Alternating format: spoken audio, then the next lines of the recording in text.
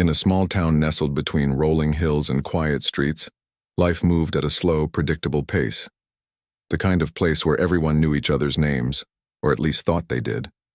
People greeted one another with warm smiles in the mornings, shared stories over coffee, and attended the same church services every Sunday. But beneath this seemingly idyllic surface lay cracks that no one wanted to acknowledge, biases, prejudices, and unspoken divisions that simmered just below the calm exterior. Tanya grew up in this town. She was born and raised here, just like her parents before her. A bright, hard-working young woman in her late 20s, Tanya had always tried to fit in. She went to school with kids who lived down the block, shopped at the same stores as everyone else, and participated in community events whenever she could. Yet despite her efforts, there were moments when she felt out of place. Moments when she realized that being black in a predominantly white town came with challenges others couldn't understand. On a crisp Saturday afternoon, Tanya decided to run some errands. Her day started off simple enough. After finishing breakfast and tidying up her apartment, she made a mental list of things she needed: groceries for the week, a new toothbrush, maybe even a treat or two if she felt like splurging. With her reusable shopping bags tucked under her arm, she walked to the local grocery store, a modest building with faded red letters spelling out its name above the entrance. The store wasn't particularly busy when Tanya arrived. There were a few shoppers scattered throughout the aisles, browsing produce and canned goods. She grabbed a cart and began weaving through the shelves, picking up items on her list. Everything seemed normal until she reached the checkout line. There were 2 registers open, but only one had a short queue. Tanya joined the shorter line, standing behind a middle-aged woman holding a basket filled with snacks and magazines. As she waited patiently, scanning the candy bars near the counter, she noticed a man approach from behind her. He was tall, with broad shoulders and an air of entitlement that immediately set her on edge. "You've got to be kidding me," the man muttered loudly, glaring at Tanya. His voice carried across the small space, drawing attention from nearby customers. "I've been waiting longer than you. Why are you cutting in front of me?" Tanya turned to look at him, confused. "Excuse me?" she replied calmly. "I've been standing here for a couple of minutes now. You must have missed me." But the man wasn't interested in listening. Instead, he stepped closer, his tone growing more aggressive. "Don't play dumb with me," he snapped. "We all know how your kind operates, always trying to get ahead without working for it." His words hit Tanya like a punch to the gut. For a moment, she froze, unsure of how to respond. Before she could gather her thoughts, 2 of the man's friends appeared by his side, backing him up. One of them smirked while the other crossed his arms, nodding along as if agreeing with their friend's baseless accusations. "Yeah, come on," said the second man, chiming in. "Stop holding up the line." Tanya took a deep breath, trying to remain composed. "I'm not holding anyone up," she said firmly, meeting the first man's gaze. "I've been here since before you walked in. If you don't believe me, ask the cashier." Her calm response only seemed to infuriate the men further. The first man leaned in, invading her personal space. "Oh, so now you're calling us liars? Typical. Just admit you cut the line, and we can move on." By now, a small crowd had gathered around them. Some people watched silently, uncomfortable, witnesses to the escalating confrontation. Others whispered among themselves, offering unsolicited opinions. One elderly woman shook her head disapprovingly, while a teenage boy filmed the scene on his phone, though he quickly stopped when someone told him to put it away. As the tension mounted, the men grew bolder. Their insults became sharper, laced, with racial undertones that left no room for misinterpretation. They mocked Tanya's appearance, questioned her intelligence, and implied that she didn't belong in their town. Each word struck harder than the last, chipping away at her resolve. Tanya clenched her fists, fighting back tears. She wanted to defend herself, to tell these men exactly what she thought of their behavior. But something held her back. Maybe it was fear of making the situation worse, fear of retaliation, or fear of confirming the stereotypes they were already hurling at her. Whatever the reason, she found herself unable to speak. The store employees stood frozen behind the counters, hesitant to intervene. None of them made eye contact with Tanya or the men. It was as if they hoped the problem would resolve itself if they stayed out of it. But Tanya knew better. This wasn't going to end unless she did something drastic. With trembling hands, she abandoned her cart and hurried toward the exit. The weight of the stairs followed her, burning into her back as she pushed through the glass doors and stepped outside. The cool air hit her face, but it offered little relief. Tears streamed down her cheeks as she fumbled for her car keys, desperate to escape the humiliation she had just endured. Little did those men know, their actions had consequences far beyond a single argument in a grocery store. What they saw as a minor inconvenience would soon spiral into something much bigger, something that would force them to confront the ugliness of their own behavior. And waiting in the wings was someone who wouldn't let them get away with it. Tanya's father, Marcus. Marcus was a retired military officer known for his discipline, integrity, and fierce protectiveness of his family. When Tanya called him, later that evening sobbing as she recounted the events of the day, his blood boiled. He listened intently, asking questions to piece together every detail. By the time she finished speaking, Marcus was already formulating a plan. This wasn't just about Tanya anymore.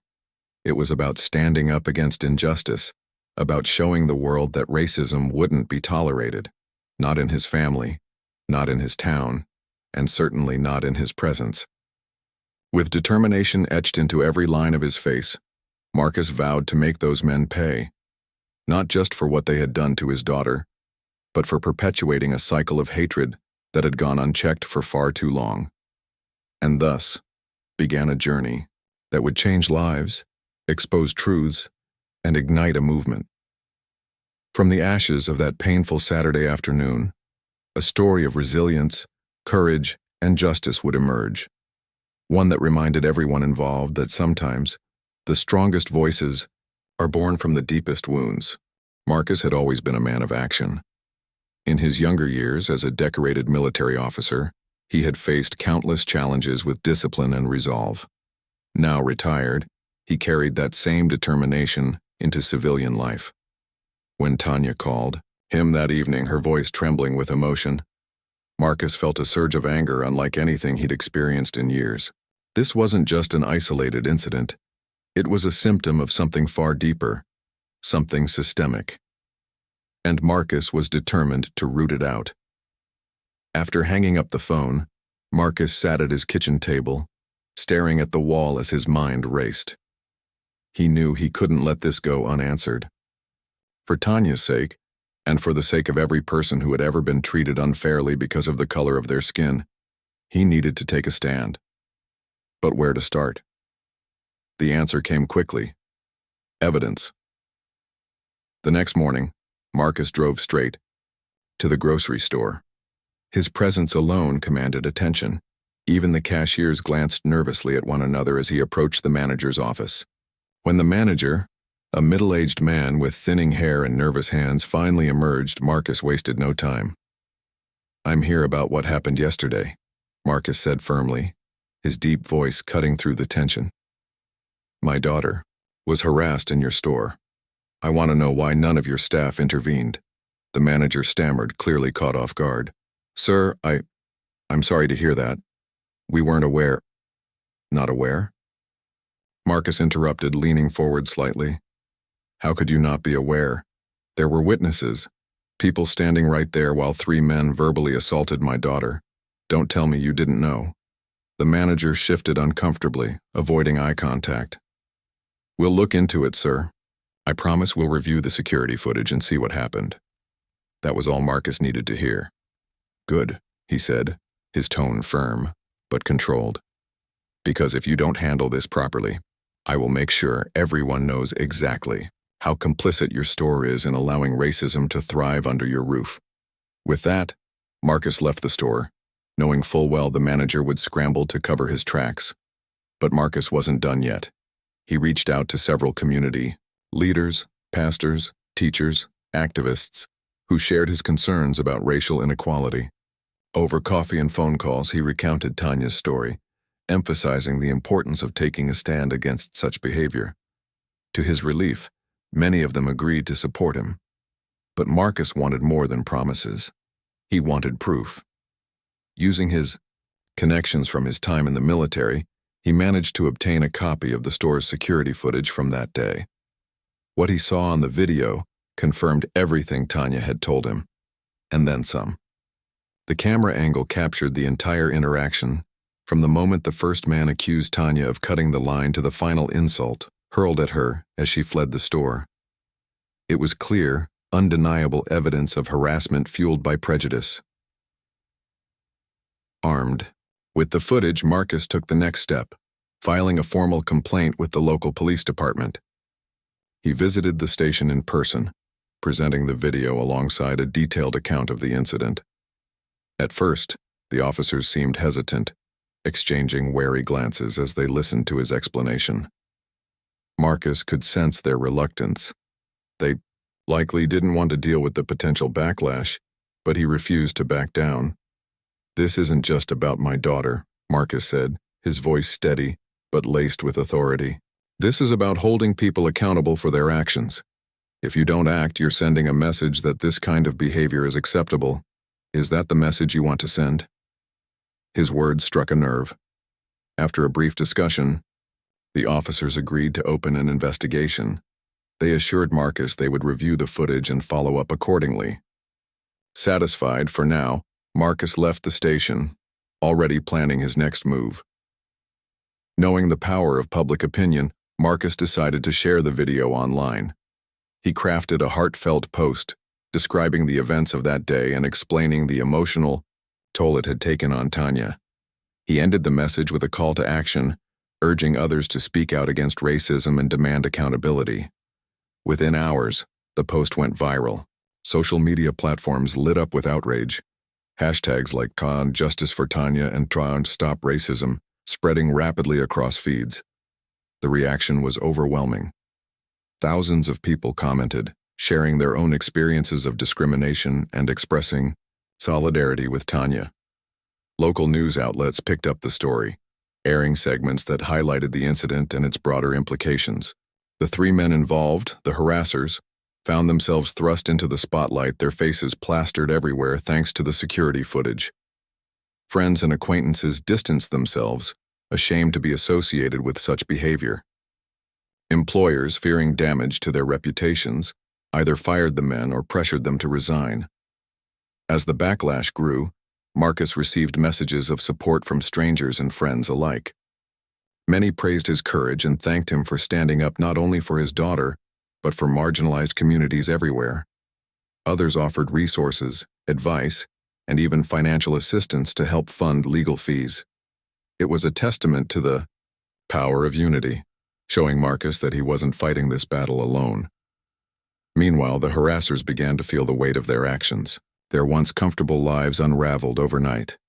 One of them, a construction worker, lost his job after his employer received dozens of complaints from clients demanding his removal from projects. Another, a school teacher, faced calls for his termination from parents who feared he might influence their children negatively. The third man, a mechanic, saw his business plummet as customers boycotted his services. Despite the mounting pressure, Marcus remained focused.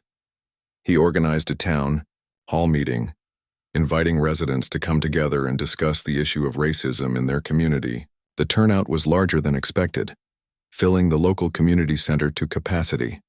Emotions ran high as people shared their thoughts, some speaking passionately about the need for change, while others expressed frustration over the attention the incident had garnered. Through it all, Marcus stood at the front of the room, listening intently and guiding the conversation. He reminded everyone that progress wouldn't come easily. It required honesty, effort, and a willingness to confront uncomfortable truths. By the end of the meeting, a tentative agreement emerged. The town would work toward creating programs aimed at fostering inclusivity and addressing systemic biases. But Marcus knew this was only the beginning. True justice meant more than punishing those responsible. It meant creating lasting change. With renewed determination, he turned his focus to ensuring that Tanya's experience wouldn't be forgotten, and that it would serve as a catalyst for transformation. As days turned into weeks, the ripple effects of Marcus's actions became increasingly evident. The harassers were formally charged with hate speech and harassment, setting the stage for a trial that would capture national attention. Meanwhile, Tanya found strength in her father's unwavering support, vowing to use her voice to advocate for others facing similar struggles. For Marcus, this fight was personal. It was about protecting his family, yes, but also about proving that racism, no matter how deeply ingrained, could be challenged and dismantled. And as he looked around at the growing movement he had helped ignite, he allowed himself a small smile. Change was possible. All it took was someone brave enough to say, "Enough is enough." The trial was set to begin, and the small town buzzed with anticipation. For weeks, the case had dominated conversations at dinner tables, in schools, and even in church sermons. People were divided, some firmly on Tanya's side, applauding her courage and Marcus's determination, while others whispered sympathetically about the accused men, claiming they were being unfairly targeted. Despite the differing opinions, one thing was clear. The outcome of this trial would leave a lasting mark on the community. As the court date approached, Marcus worked tirelessly to ensure that justice would prevail. He hired a skilled attorney known for taking on civil rights cases, someone who understood the complexities of racial discrimination and wasn't afraid to fight for accountability. Together, they prepared meticulously, reviewing every detail of the security footage, gathering witness statements, and building a strong case against the harassers. Marcus knew the stakes were high. If the men walked away unpunished, it would send a devastating message that racism could continue unchecked. The day of the trial, the courtroom was packed. Reporters lined the back rows, scribbling notes and snapping photos. Local residents filled the benches, eager to witness history unfold. Tanya sat beside Marcus, her hands clasped tightly in her lap. She looked pale but composed, drawing strength from her father's steady presence. Across the aisle, the three defendants sat slumped in their chairs, avoiding eye contact with anyone. Their once confident demeanor had vanished, replaced by an air of shame and fear. The proceedings began with opening statements. The prosecutor, a sharp woman with a commanding voice, laid out the facts clearly and concisely. She described how the men had singled Tanya out based on her race, hurling insults and creating a hostile environment that forced her to flee the store. She emphasized the importance of holding individuals accountable for hate speech and discriminatory behavior, reminding the jury that such actions perpetuated systemic racism.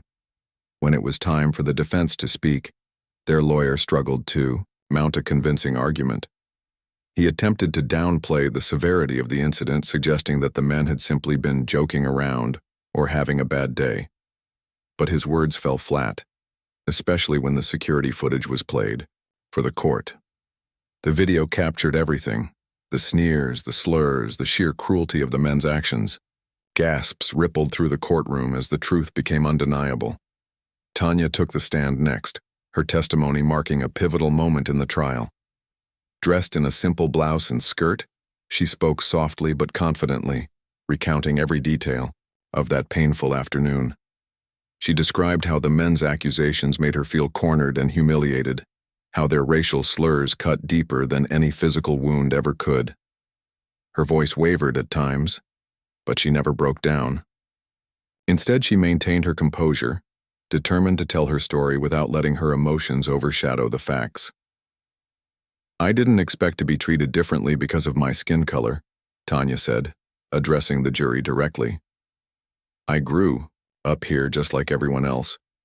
I shop at the same stores, go to the same schools, and pay the same taxes.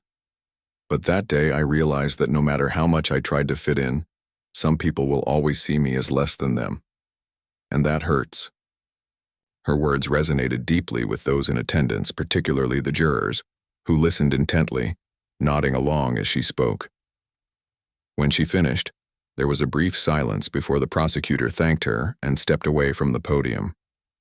Even the defendants seemed affected, glancing at each other nervously as if realizing the gravity of what they had done.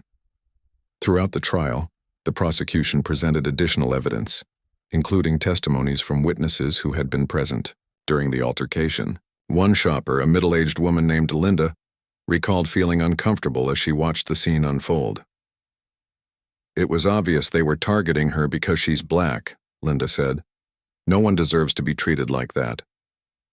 Another witness, a teenage boy who had filmed part of the confrontation on his phone, testified about deleting the video after being pressured by one of the men. "He told me not to cause trouble," the boy admitted, "but now I wish I hadn't listened. Maybe things would have been different if more people had spoken up." By the time closing arguments rolled around, the atmosphere in the courtroom was electric. The prosecutor delivered a powerful speech, urging the jury to consider the broader implications of their decision. "This isn't just about punishing 3 men," she said. "It's about sending a message to our community and to the world that racism has no place in our society. We can choose to stand by and let it fester, or we can take a stand and say, enough is enough." The defense, on the other hand, offered weak rebuttals, reiterating their claim that the incident had been blown out of proportion. But their arguments lacked conviction, failing to sway the jury's opinion. After hours of deliberation, the verdict was finally announced: guilty on all counts. Cheers erupted from Tanya's supporters, filling the courtroom with a mix of relief and triumph. The judge sentenced the men to community service, mandatory sensitivity training, and hefty fines, ensuring that their actions wouldn't go unpunished. While some felt the punishment wasn't severe enough, others saw it as a step in the right direction, a reminder that accountability mattered. Outside the courthouse, reporters swarmed Tanya and Marcus, asking for their reactions. Tanya smiled faintly, her eyes glistening with unshed tears. "Today isn't just about me," she said. "It's about everyone who's ever been treated unfairly because of who they are. I hope this shows people that change is possible if we're willing to fight for it." Marcus stood beside her, his expression resolute. "We're not done yet," he added. "This is just the beginning. Racism doesn't disappear overnight, but with education, awareness, and action, we can create a better future. For Tanya, for our town, and for generations to come." In the weeks following the trial, the town underwent a transformation. Conversations about race and privilege became more common, encouraged by workshops and seminars organized by local leaders. Schools introduced anti-bias curriculums, teaching students the importance of empathy and inclusion. Businesses implemented diversity training programs, striving to create safer, more welcoming environments for employees and customers alike. Tanya and Marcus played a key role in these efforts, using their platform to advocate for meaningful change. They founded an organization called Voices for Equality, dedicated to combating racism and promoting social justice. Through campaigns, public speaking engagements, and partnerships with advocacy groups, they inspired others to join the movement. Their work gained national attention, earning praise from activists and policymakers across the country. For Tanya, the experience had been life-changing. What started as a painful memory evolved into a source of empowerment. She found her voice, learning to channel her frustration and anger into something positive. Whether speaking at rallies, mentoring young women of color, or sharing her story with strangers, she embraced her role as a champion for equality. Marcus, too, discovered a renewed sense of purpose. Though retired, he poured his energy into mentoring the next generation of activists, instilling in them the values of courage, integrity, and perseverance. He often reminded them that fighting for justice wasn't easy. It required patience, resilience, and an unwavering belief in the possibility of change.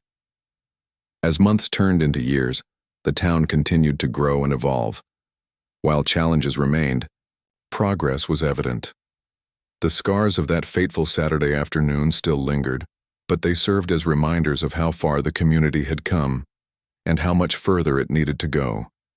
Through it all, Tanya and Marcus remained steadfast in their mission. They knew the road ahead wouldn't always be smooth, but they were ready to face whatever came their way. After all, they had already proven that even in the darkest moments, light could shine through, if only someone was brave enough to ignite it. The verdict in the trial marked a turning point for the town, but it was far from the end of the story. While justice had been served in the courtroom, the ripple effects of the incident continued to shape the community in ways no one could have predicted. For Tanya and Marcus, the fight against racism wasn't over. It had merely entered a new phase. And as they navigated this uncharted territory, they discovered that true change required more than just holding individuals accountable.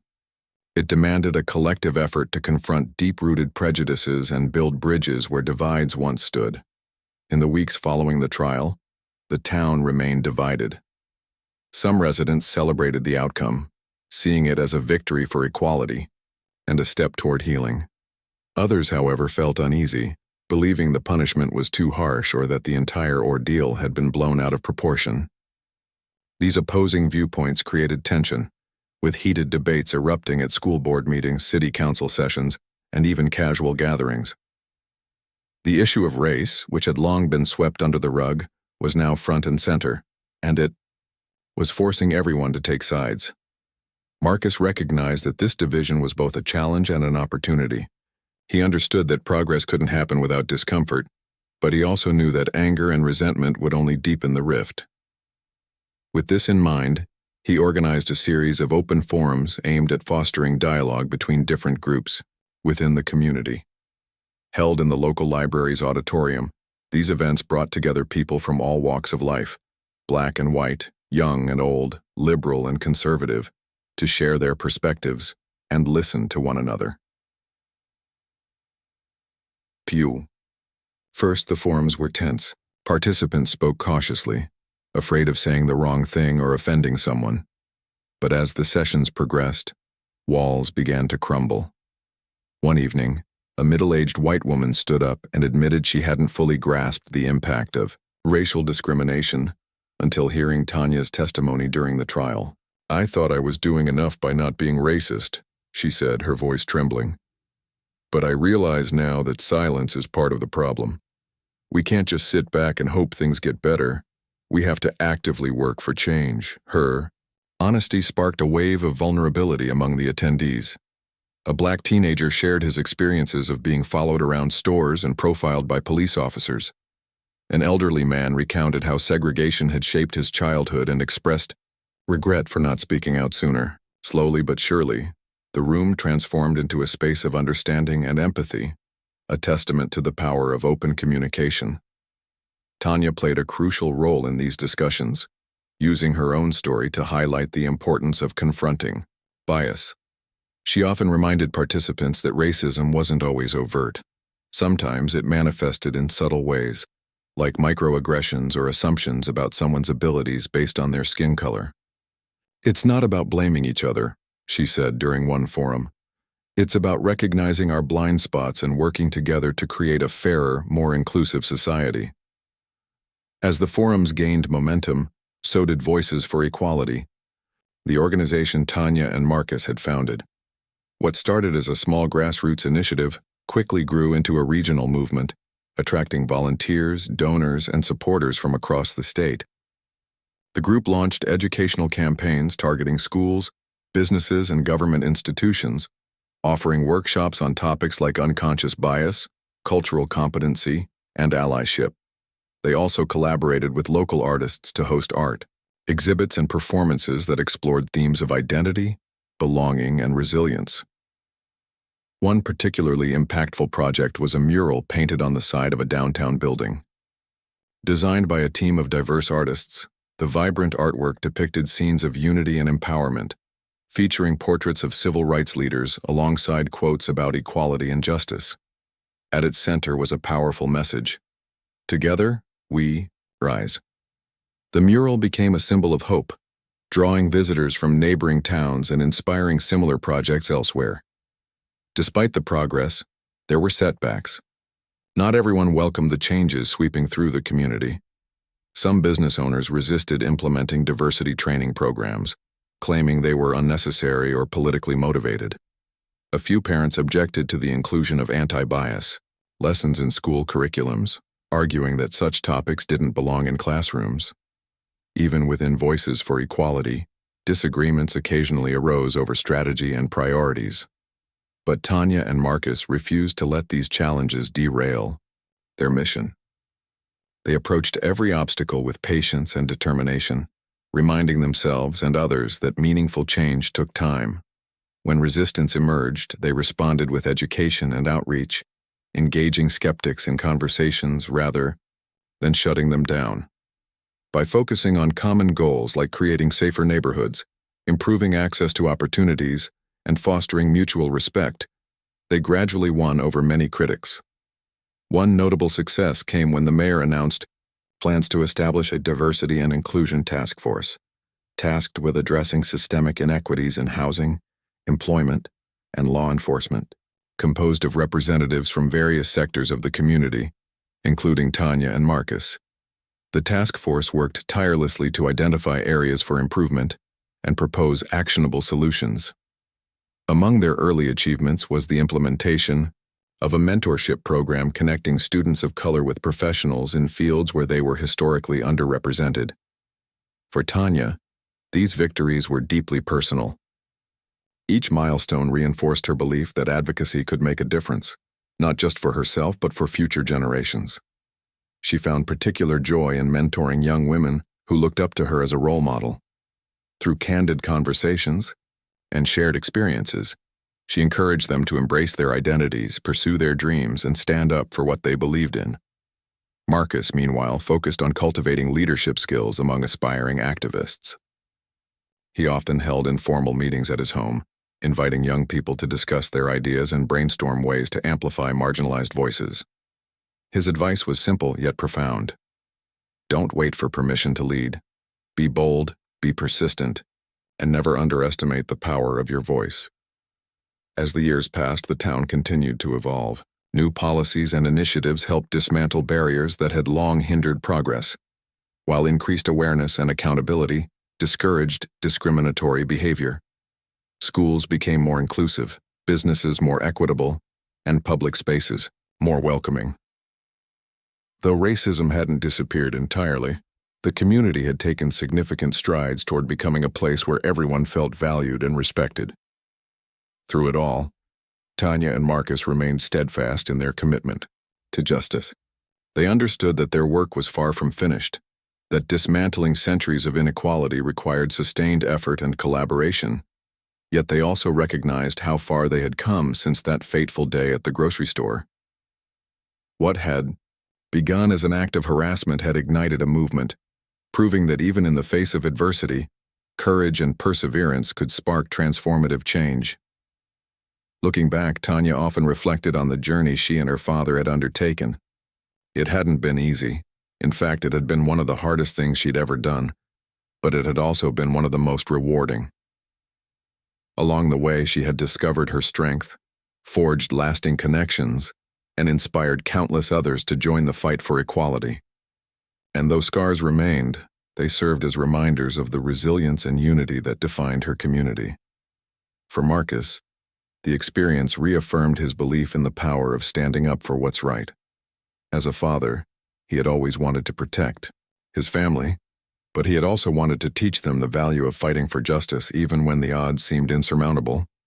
Seeing Tanya grow into a fearless advocate filled him with pride, knowing that the legacy of their efforts would endure long after they were gone. Together, father and daughter had proven that change was possible, not through hatred or revenge, but through compassion, determination, and unwavering faith in humanity's capacity for growth. Their story served as a beacon of hope, reminding everyone involved that the strongest revolutions often begin with a single act of courage. Years had passed since the grocery store incident that changed everything for Tanya and Marcus, but its impact lingered like ripples in a pond. The small town, once defined by quiet complacency and unspoken divisions, had transformed into something entirely different. A place where conversations about race, privilege, and equality were no longer avoided but embraced. It wasn't perfect, far from it, but progress was undeniable. And at the heart of this transformation stood Tanya and Marcus, two individuals who refused to let injustice go unanswered. By now, voices for equality had grown beyond anything Tanya or Marcus could have imagined when they first founded it. What began as a local initiative had expanded into a statewide organization with chapters in multiple cities. Their mission remained the same: to combat racism and promote inclusivity through education, advocacy, and community engagement.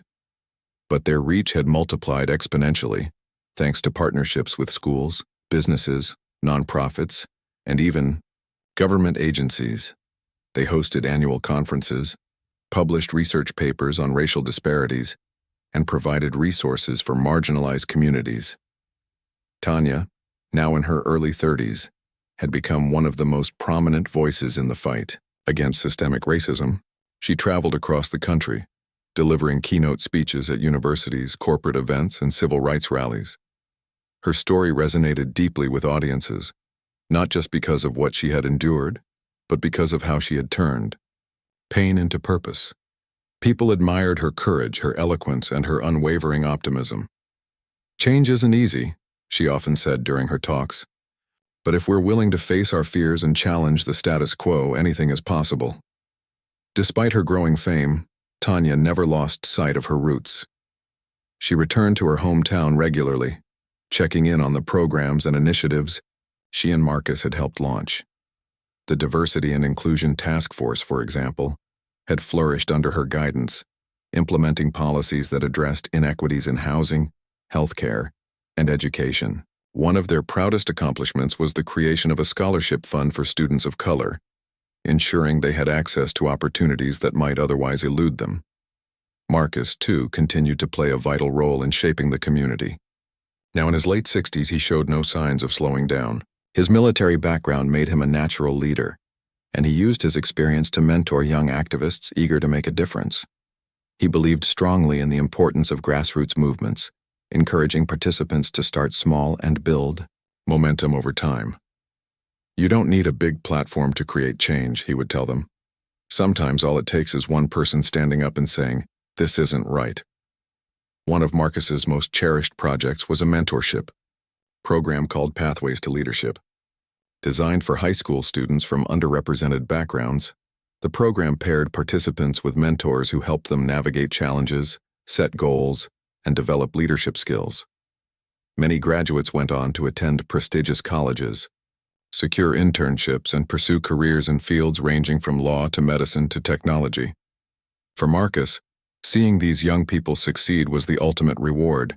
It proved that investing in future generations could yield incredible results. As the years went by, the town itself underwent remarkable changes. Businesses adopted inclusive hiring practices, ensuring diversity among their staff. Schools introduced comprehensive anti-bias curriculums, teaching children from an early age to celebrate differences rather than fear them. Public spaces became more accessible, with murals, monuments, and plaques honoring the contributions of Black Americans and other marginalized groups. Even the grocery store where Tanya's ordeal had begun installed a plaque near the entrance, commemorating the incident and acknowledging the role it played in sparking broader discussions about racism. Yet despite these achievements, challenges persisted. Racism, after all, was a deeply entrenched issue, one that couldn't be eradicated overnight. There were still moments of tension, instances of prejudice, and occasional pushback from those resistant to change. But the difference now was that the community had tools to address these issues head-on. When conflicts arose, residents turned to dialogue instead of division, seeking solutions rather than assigning blame. This shift in mindset was perhaps the greatest testament to the work Tanya and Marcus had done. For Tanya, the journey had been transformative.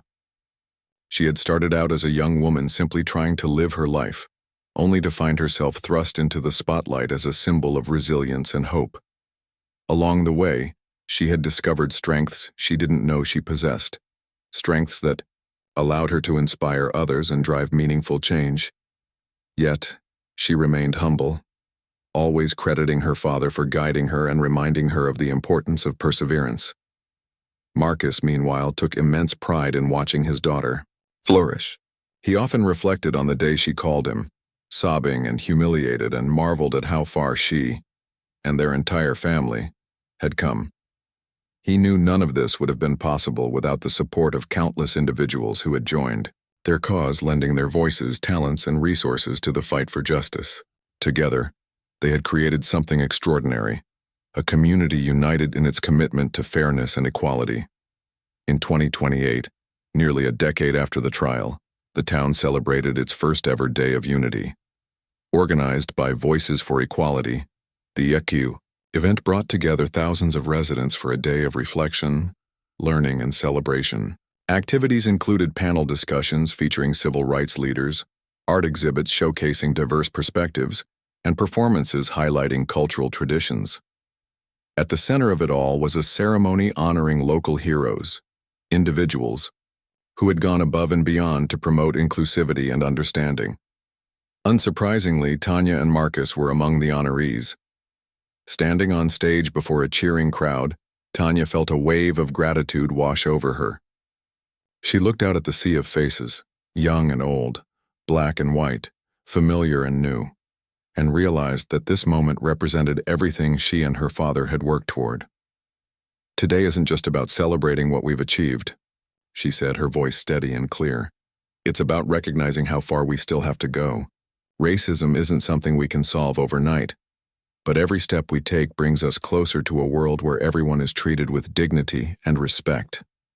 When it was Marcus's turn to speak, he kept his remarks brief but heartfelt.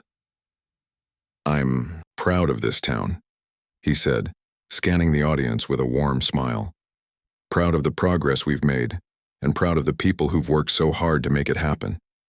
But let's not forget, the real heroes are the ones who keep showing up day after day, fighting for what's right even when it's hard. To all of you, I say thank you." The applause that followed was thunderous, echoing through the streets and filling the air with a sense of collective triumph. As fireworks lit up the night sky, Tanya and Marcus stood side by side, holding hands. They had faced unimaginable challenges, but they had also witnessed incredible growth. And though the road ahead would undoubtedly present new obstacles, they were ready to face them. Together, their story served as a powerful reminder that change begins with courage. It starts with ordinary people refusing to accept injustice, standing up for what's right, and inspiring others to do the same. Tanya and Marcus had proven that even in the darkest moments, light could shine through, if only someone was brave enough to ignite it. And in doing so, they had not only transformed their town, but also left a legacy that would endure for generations to come.